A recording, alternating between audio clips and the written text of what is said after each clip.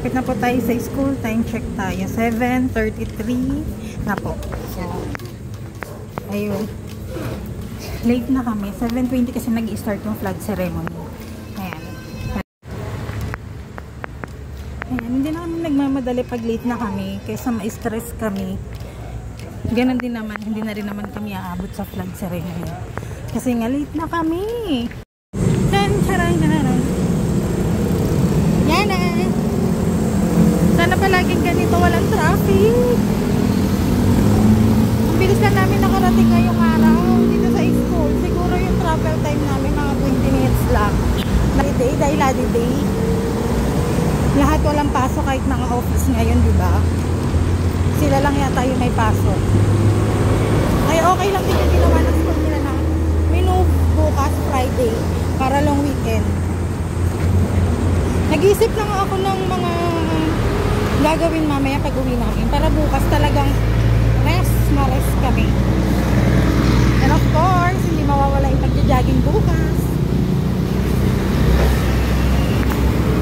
Ayan, konti na lang mararating na namin ulit yung school. Nagtataka ako bakit parang wala kami nakakasalubong ng mga classmates or mga students dun sa school niya. Siguro dahil late na kami. And masyado kami maaga. Tignan natin. Ayan, tumatakbo na po yung batang maliit dahil alam niya naman yung oras niya. And alam din niya na late na kami.